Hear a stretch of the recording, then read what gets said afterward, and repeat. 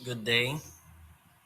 This is a clarification, and we want to clarify how to place the annotation of Barstow's method, where we can find A0, B0, or C0, and how to solve delta R, delta S, or delta U, or delta V. For more clarified report, for us to have easy understanding, I will not be speaking in English. Okay? Para masapos natin itindihon. Okay. So, ang Barstow's method nga gin-report namon, there is some misunderstanding, and ginhambalan kami nga it's better nga maubra kami sang way para ma-clarify kung paano mag-solve or kung ano ang obrahon para tsakto ang pagsabat naton. So, madiretso na lang kita kung paano mag-solve. Okay?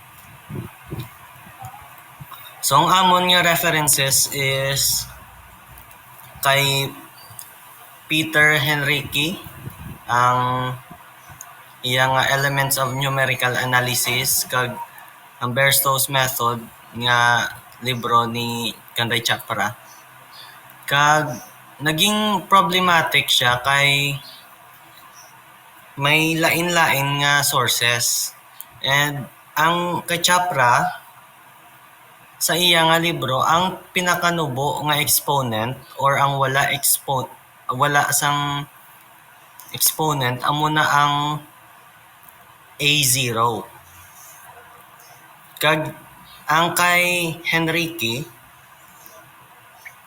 ang pinakataas nga exponent amo na ang A0. So lain ang approach nila duwa. That's why nagaka-confuse kita kay may hara nga ang gina-practice gidaan niya na libro is ang kay Chapra. So ang amon nga pag-report is halin kay Henrique kag sa aerodynamics nga libro. So para ma-clarify, ang may pinakataas nga exponent amo ina ang A0, kag A1, A2x squared, A3x cubed, A4x raised to the power of 4, A5 raised to the power of 5. Amo ni siya, ang amo ni nga placement sang notation, naghalin ini sa libro nga Elements of Numerical Methods. Okay? Numerical Analysis. So, kung isa lang ang aton nga ginhatag nga given, ang A may equals sa B0. A0 equals B0. B0 equals to C0. So, kung anong may pinakataas nga exponent, amo na ang A0. Okay? Pamatudan ni namon paagi diri. Sa ginhatag nga reference ni Enrique ang balyete, a cubed minus x squared plus 2x plus 5. Makita naton nga ang an, kagang n hari, n0, 1, 2, 3. an0 equals to 1. a1 equals negative 1, kaya ang x, negative x squared, plus 2x, kagang a2 is 2, kagang 5 is a3, a3, 5. Kag kung i-solve ni naton, amo na yung asang bn kag asang cn kung mag synthetic method kita. Okay? But kay Chapra, lain ang iya.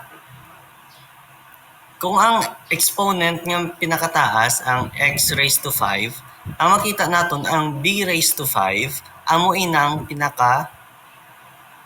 amo nang una o amo na ang iya nga ginbutangan niya b5 or c5. Pero kay Henrique, ang pinakataas nga exponent amo na ang 0.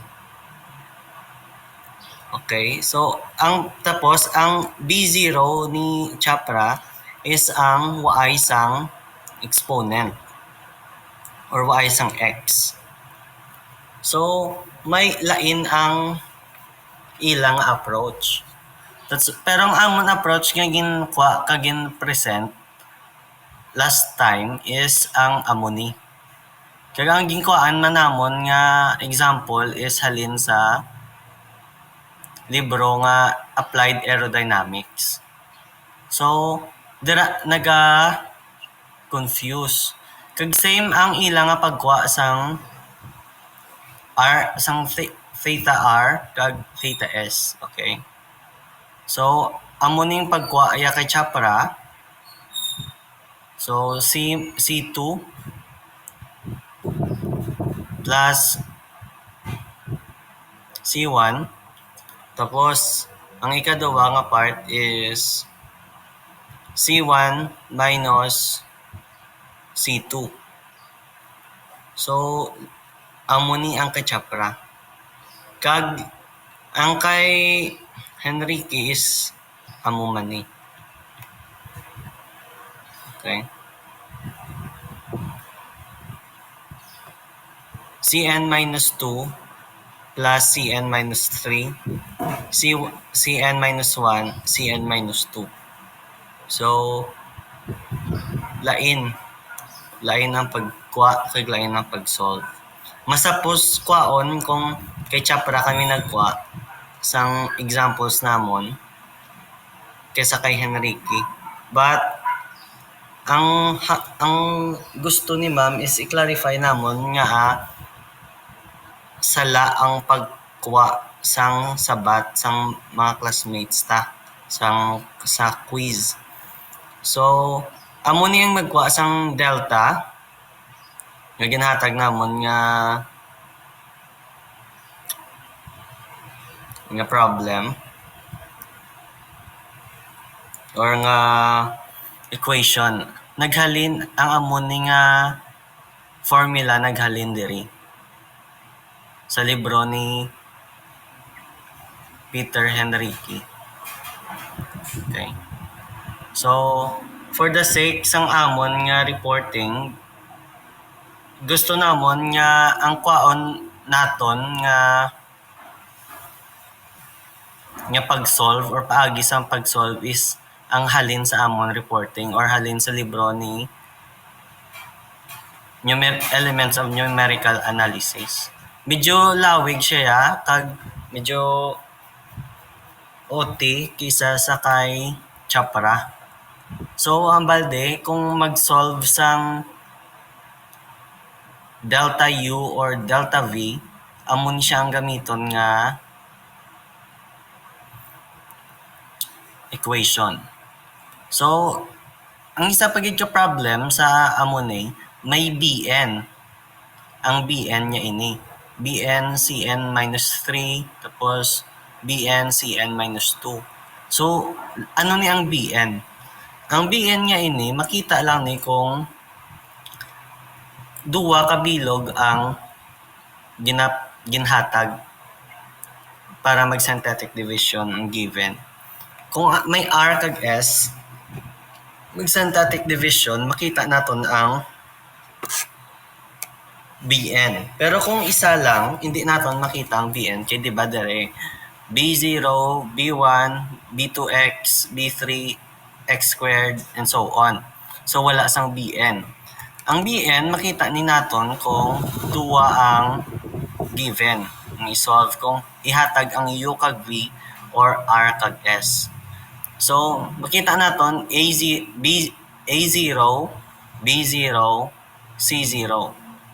So, B1, B2, Bn minus 1, Bn minus 2, hindi ni siya Bn minus 3.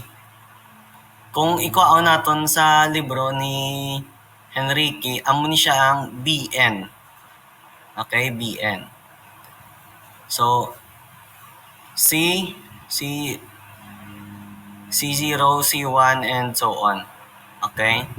So, amo na siya ang BN, amo ning BN. Ang result sang una nga iteration or pag-solve sang gamit ang synthetic method. So, amo ni siyang BN, ang result. So, pinaka furthest or ang last nga isolbon. So, i-plug lang naton tanan or substitute. Amo na ni siya. Okay. Gagawin mo ni ang equation para mag-squat sang quadratic equation. Okay, i-ano lang, i-substitute. So, gusto ipa-clarify sa amon kung paano magkuha sang tawag sang delta U kag delta V or delta R or delta S. Tapos ang notation. So, na-explain na namon kung paano ni mag-solve. So, amo lang na tanan. Thank you.